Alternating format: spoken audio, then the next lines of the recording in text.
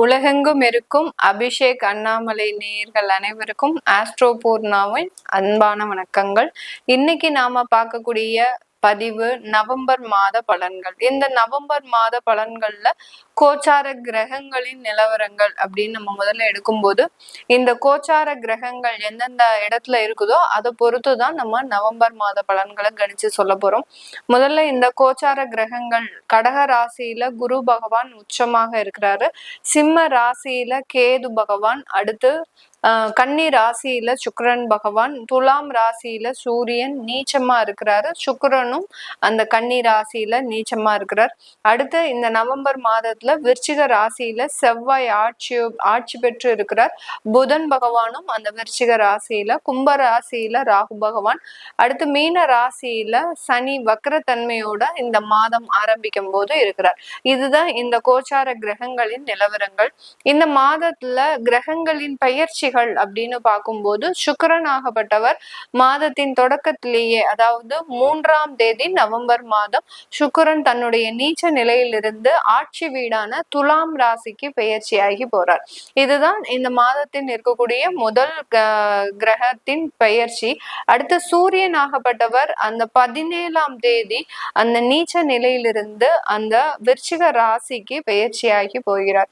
இந்த சுக்கிரனும் சூரியனும் இந்த இடத்துல பெயர்ச்சி ஆகும் போது அந்த புதன் ஆகப்பட்டவர் 10ஆம் தேதி நவம்பர் மாதம் விருச்சிக ராசியில வக்ரத்தன்மை பெற்று மீண்டும் ரிவர்ஸ்ல வர்றார். அதாவது அந்த துலாம் ராசிக்கு அந்த 24ஆம் தேதி நவம்பர் மாதம் புதன் பகவான் அந்த துலாம் ராசிக்கு ரிவர்ஸ்ல வக்ரம் அடைந்ததுனால அந்த துலாம் ராசிக்கு பயிற்சியாகி வர்றார்.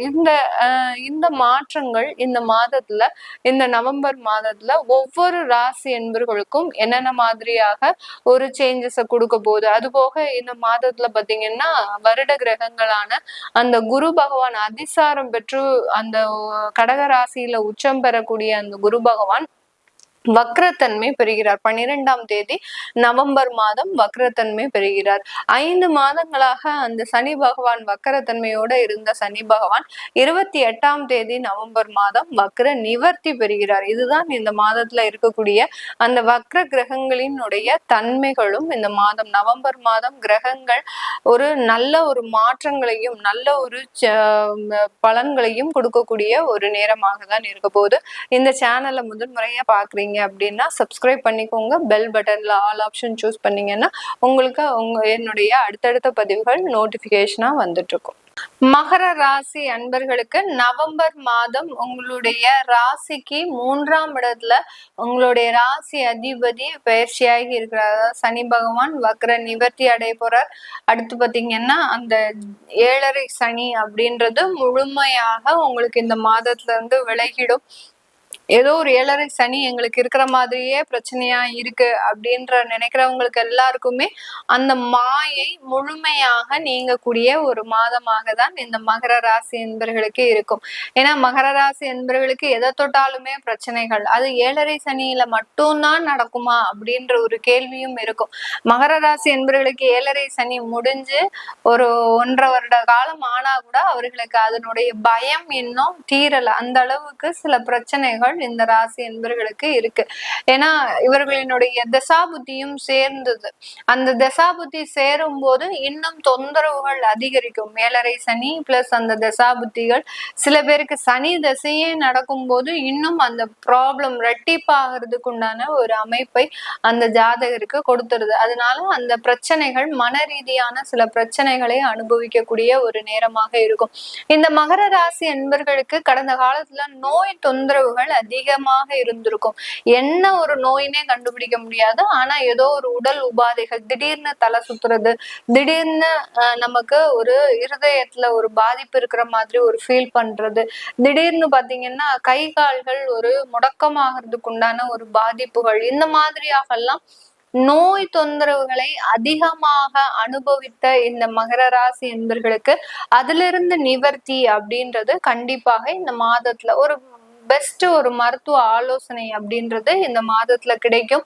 ஒரு ஆயுர்வேதிக், அடுத்து பாத்தீங்கன்னா சித்தா சம்பந்தப்பட்ட ஒரு மருத்துவத்தின் மூலமாக நல்ல அந்த நோயினுடைய தீவிரம் குறையறதுக்கு உண்டான ஒரு நேரமாக தான் இந்த காலகட்டம் இந்த மகர ராசி என்பர்களுக்கு இருக்க போகுது. இந்த ராசி என்பர்களுக்கு 4ஆம் வீட்டு அதிபதியாகப்பட்ட அந்த செவ்வாய் ஆகப்பட்டவர் உங்களுடைய 11ஆம் இடத்துல ஆட்சி பெற்று இருக்கிறார். அதனால புதிதாக சொத்து சம்பந்தப்பட்ட முயற்சிகள்ல, சொத்து வாங்குறதுல நீங்க ஈடுபட போறீங்க. புதிதான சொத்துக்கள், பழைய வீட்டை ரெனோவேட் பண்றது, அடுத்து பாத்தீங்கன்னா உங்களுடைய பூர்வீக வீட்டை உங்களுக்கு எழுதி வைக்கக்கூடிய ஒரு அமைப்பு, இந்த மாதிரியாகலாம் இந்த மகர ராசி அன்பர்களுக்கு அந்த சொத்து சம்பந்தப்பட்ட லாபங்கள் வரக்கூடிய ஒரு நேரமாக இருக்கும்.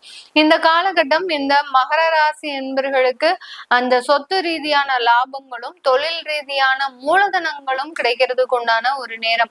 கடனுடைய அளவு முழுமையா குறைய போகுது. இந்த மகர ராசிக்கு 6ஆம் இடத்து அதிபதியாகப்பட்ட அந்த புதனாகப்பட்டவர் உங்களுடைய 11ஆம் இடத்துலயும் 10ஆம் இடத்துலயும் இந்த மாதம் சஞ்சாரம் செய்யறதுனால அந்த கடனுடைய நிவர்த்தி அப்படின்றது கண்டிப்பாக முடியறதுக்கு உண்டான ஒரு நேரமாக தான் இந்த ராசி என்பவர்களுக்கு இருக்கும். இந்த கடன்ல பாத்தீங்கன்னா ஒரு 60% கடன் அப்படின்றது நீங்க முழுமையாக அடைக்கக்கூடிய ஒரு தருணமாக இருக்கும். 60%னா வாழ்க்கையில ஒரு பெருமூச்சு விடக்கூடிய ஒரு நேரம். ஏன்னா மிகப்பெரிய அளவுல கடன்னால பாதிக்க, அதனால குடும்ப உறவுகள் மீது அவமானப்பட்டு அசிங்கப்பட்டு ஒரு ஒரு நேர்மையாக இருந்த இந்த மகர ராசி என்பர்களுக்கு இவ்வளோ பெரிய பரிதாபமான ஒரு நிலையை அனுபவித்த இந்த மகர ராசி என்பர்களுக்கு அந்த கடன்னாலதான் இவ்வளவு பிரச்சனையுமே. அது இந்த மாதத்துல ஒரு 60% குறையுது அப்படின்ற போது ஒரு மிகப்பெரிய ஒரு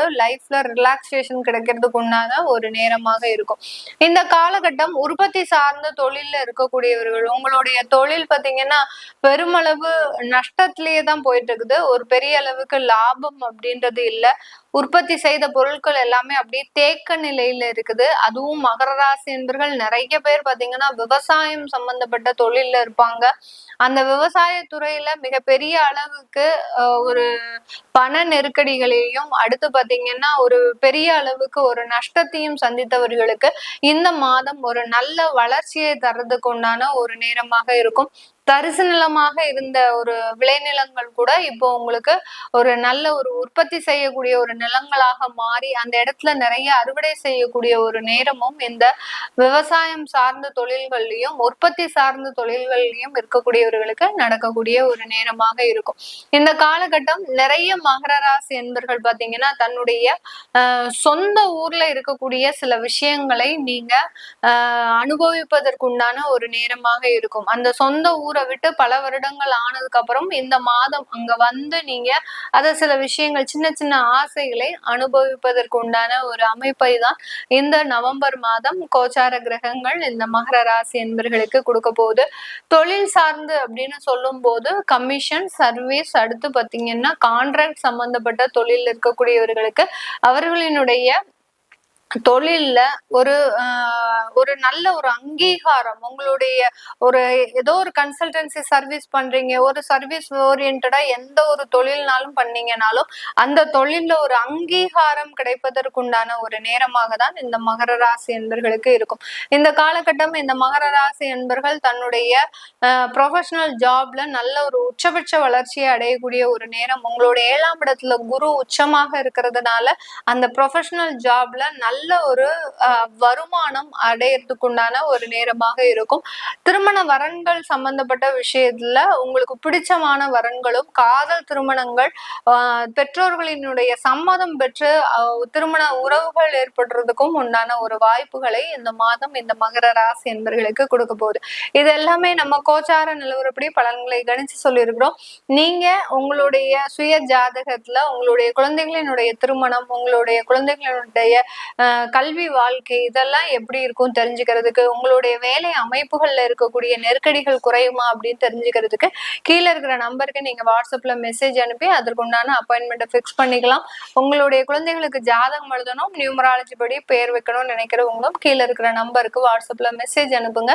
அதற்குண்டான பதில்கள் தெரிய வரும். உங்களிடமிருந்து விடைபெறுவது உங்கள் ஆஸ்ட்ரோ பூர்ணா. நன்றி, வணக்கம்.